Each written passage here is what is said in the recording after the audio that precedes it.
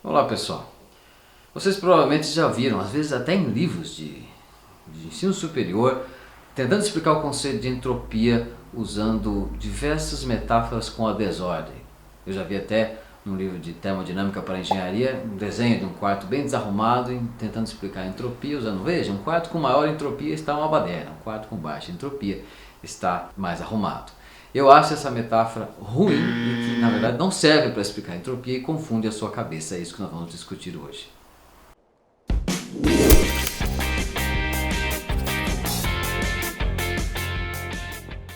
Então é muito comum a seguinte frase extremamente simplificadora, extremamente simplória: a entropia é uma medida de desordem.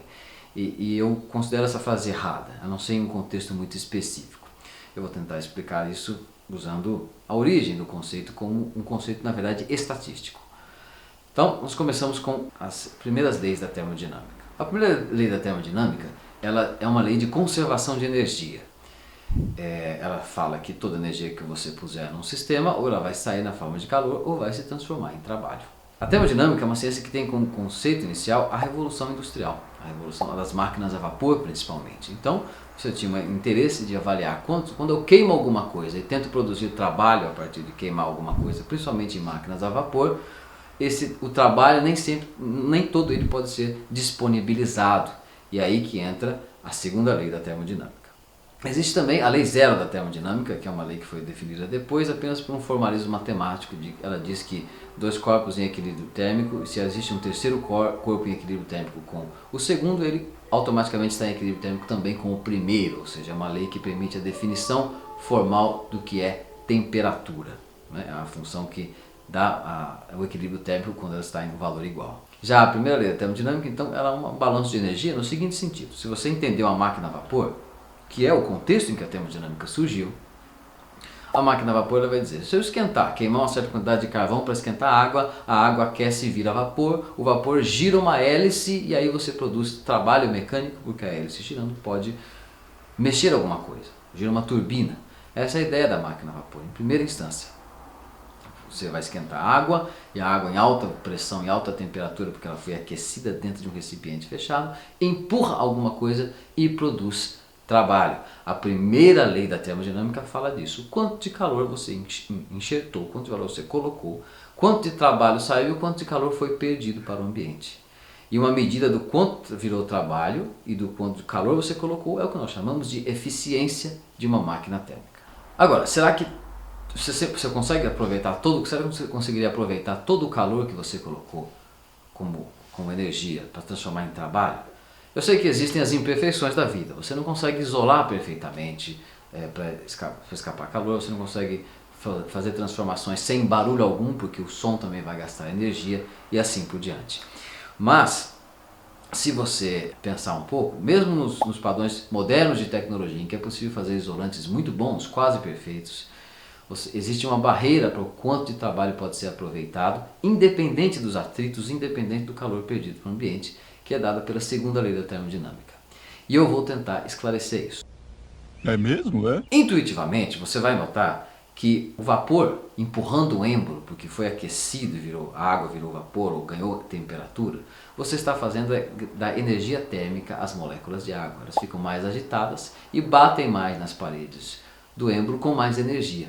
E quando elas batem, elas empurram um êmbolo para cima, ou elas empurram uma turbina para girar, ou elas empurram uma hélice para girar, pelo fato de estarem mais agitadas. Então, veja o que acontece.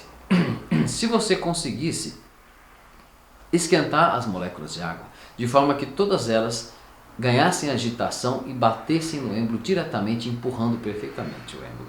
Ou seja, se todas as moléculas de água colidissem com o êmbolo na direção em que ele é livre para ser empurrado. Se você conseguisse isso, você estaria aproveitando todo o calor na forma de trabalho. Só que o que seria necessário para isso acontecer? Seria necessário que todas as moléculas estivessem com um momento alinhado, que todas as moléculas de água estivessem na direção de colidir com o êmbolo, e não que elas estivessem aleatoriamente batendo em todas as paredes do recipiente em que elas estão, ou, no caso de uma turbina, que elas estivessem alinhadas para bater na turbina exatamente na direção em que a turbina tem a sua pá inclinada para girar. essa circunstância, todo o calor colocado viraria trabalho. Então é uma circunstância estatisticamente improvável, muito improvável. Tão improvável que nós podemos considerar que ela não existe na prática. Como especialista, eu posso garantir: isso não existe. Nós poderíamos tentar avaliar o quão improvável é essa situação.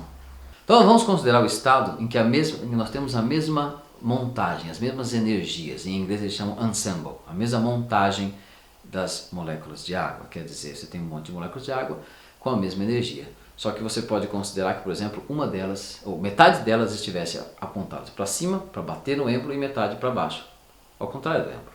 Existem duas possibilidades disso acontecer.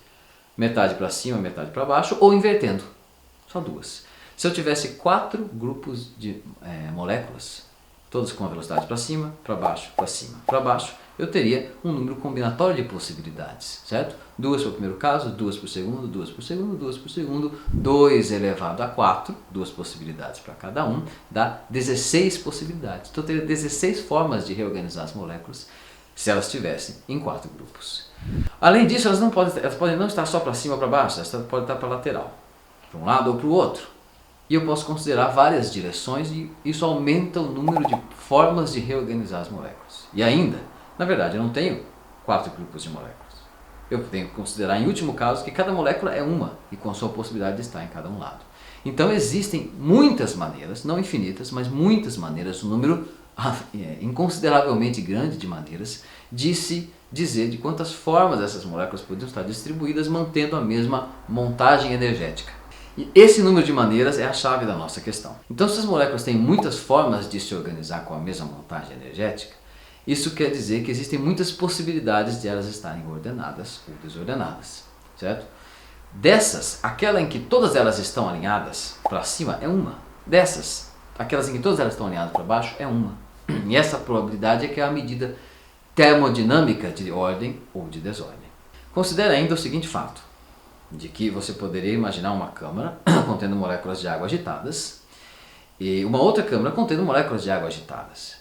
Se você juntar subitamente, as duas estão separadas por uma lâmina, se você separar a lâmina e juntar as duas moléculas, de quantas formas você pode organizar a montagem dos dois volumes de moléculas de água? Veja, se N1 é o número de maneiras, um número qualquer, muito grande, N1 é o número de maneiras que você pode organizar a primeira montagem, e N2 é o número de maneiras que se pode organizar a segunda montagem de moléculas, o segundo grupo de moléculas. Quando você junta os dois, isso é combinatório.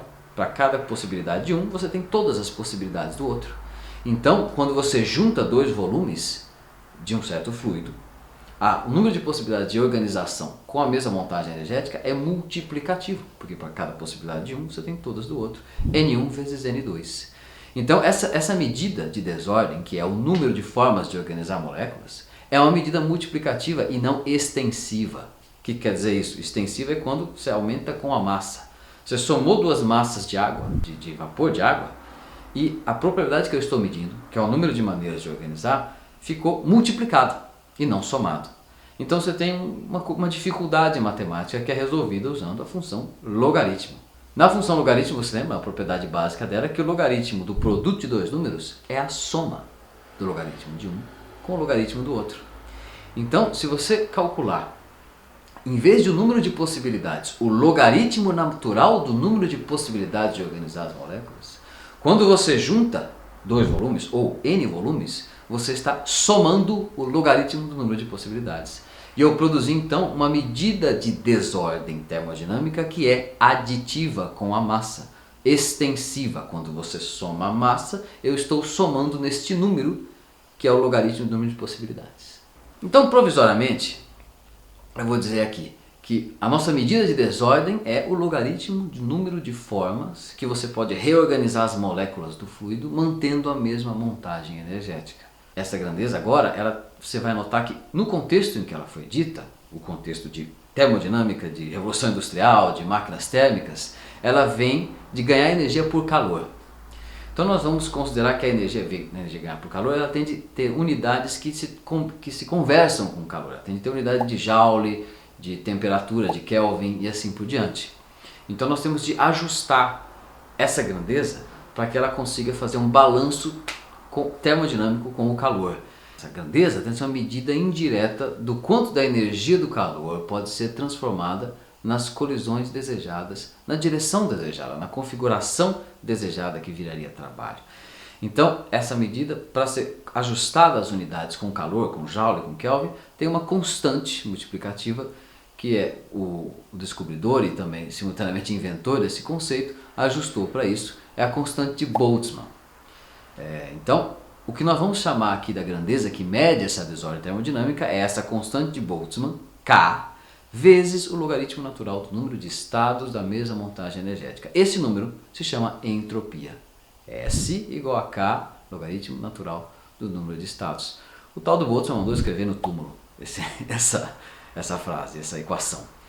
Então, a metáfora do quarto desarrumado, ela é muito difícil e às vezes confusa, porque você teria de definir o que cada objeto diferente do quarto teria dentro de uma montagem de energia simultânea. Se você considerasse, por exemplo, que a sua montagem energética similar seria uma ordem parecida de objetos pequenos no armário, panos em cima da cama, eu teria de definir um número de possibilidades para isso. Mas como os objetos são diferentes, eu não consigo fazer a mesma conta.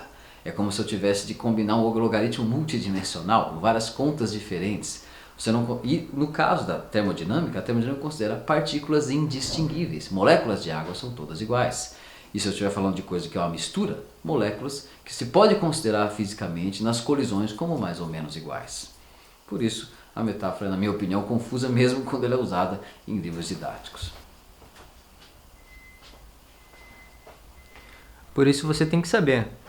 Para manter um ciclo, as moléculas precisam da desorganização. É o que faz tudo fluir.